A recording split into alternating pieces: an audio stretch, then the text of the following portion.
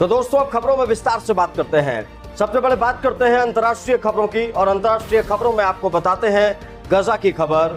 गजा और फिलिस्तीन का मुद्दा पूरे देश और पूरी दुनिया में चर्चा का विषय बना हुआ था। अब पता चला है कि गजा में भूखमरी के हालात फैल गए हैं। नेतन्याहू ने दावा किया था कि ऐसी कोई बात नहीं है, लेकिन अमेरिका के राष्ट्रपति डोनाल्ड ट्रंप ने गजा के हालातों को लेकर चिंता जताई है। उन्होंने साफ तौर पर नेतन्याहू से ये बात कही है कि नेतन्याहू को ये चेक करना चाहिए कि गजा में लोग कहीं भूख से तो नहीं मर रहे हैं, और अगर ऐसा हो रहा है तो इजराइल को ये चाहिए कि इजराइल उन तमाम लोगों को भोजन मुहैया कराए, क्योंकि भोजन उनकी पहली आवश्यकता है। किसी भी परिस्थिति में लोगों की मौत भूख से नहीं होनी चाहिए, ये बात कही है डोनाल्ड ट्रंप ने। और डोनाल्ड ट्रंप ने साफ तौर पर यह बता दिया है इजराइल को कि उसे इस चीज़ पर स्टेप उठाना पड़ेगा, उसे गजा में लोगों के खाने का इंतजाम करना पड़ेगा, और अगर इजराइल ऐसा नहीं करेगा तो कहीं ना कहीं इसका नुकसान इजराइल को भी झेलना पड़ सकता है। और अब बात करते हैं कंबोडिया और थाईलैंड के बीच छिड़े विवाद पर।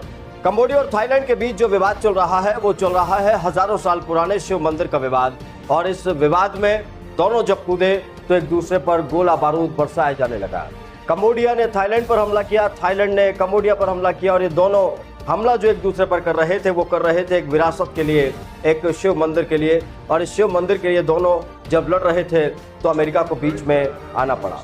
अमेरिका बीच में आया, अमेरिका ने एंट्री की, और अमेरिका की एंट्री के बाद ये बात क्लियर कर दी गई कि अब दोनों सीज फायर पर मान चुके हैं। ये बात अभी सूत्रों के हवाले से पता चली है कि दोनों देशों में सीज फायर पर सहमति बन चुकी है, और ये सीज फायर जैसे ही लागू होगा उसके बाद दोनों देशों के बीच जो युद्ध है वो कहीं ना कहीं रुक जाएगा। तो ये बड़ी खबर जो आपको बता रहे हैं, कंबोडिया और थाईलैंड के बीच सीज फायर पर सहमति बन गई है। इससे पहले जो सब कुछ चल रहा था वहां पर भी दोनों के बीच में क्लैशेस लगातार जारी थे। और अब बात करते हैं न्यूयॉर्क की, जहां पर एक बंदूकधारी एक ऑफिस में घुस गया और जमकर गोलाबारी वहां पर करने लगा। उसने वहां पर अंधाधुंध फायरिंग की और बहुत सारे लोगों को मौत के घाट उतार दिया। पता चला है कि इस हादसे में लगभग 4 से 5 लोगों की मौत हो गई है, और वहीं सुरक्षा बल जब मौके पर पहुंचे तो सुरक्षा बलों के पहुंचने से पहले ही इस बंदूकधारी ने वहां पर सुसाइड कर लिया।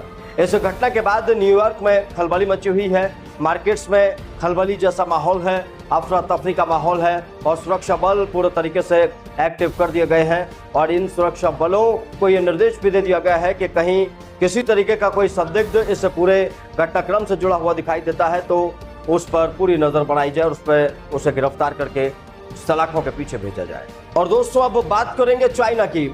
चाइना एक तरफ तो अपने नए नए प्रयोगों के लिए चर्चाओं में रहता है, लेकिन इस वक्त चाइना की चर्चा हो रही है वहां पर आई बाढ़ और भूस्खलन को लेकर।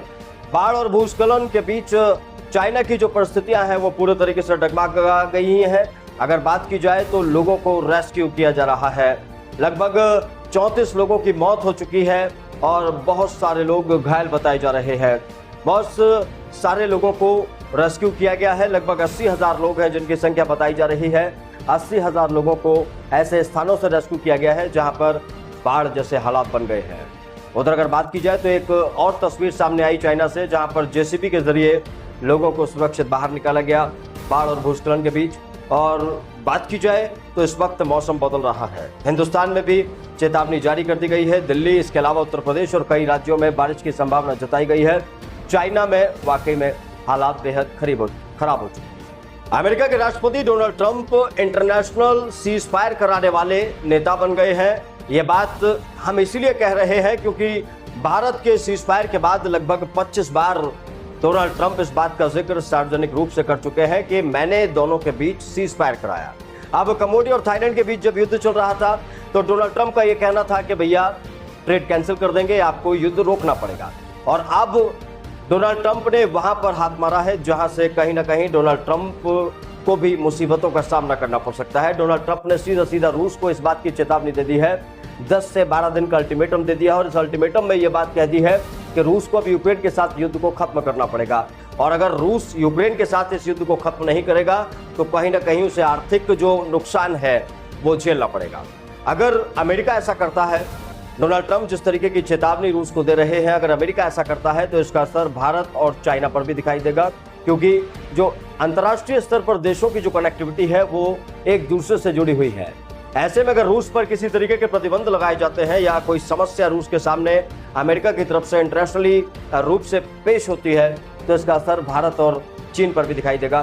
फिलहाल डोनाल्ड ट्रंप ने तो 12 दिन का अल्टीमेटम दे दिया है, लेकिन अभी देखना होगा कि पुतिन क्या करने वाले हैं। क्या पुतिन डोनाल्ड ट्रंप की बात मानने वाले हैं, यूक्रेन के साथ युद्ध खत्म करने वाले हैं, या फिर वो कुछ और करने वाले हैं।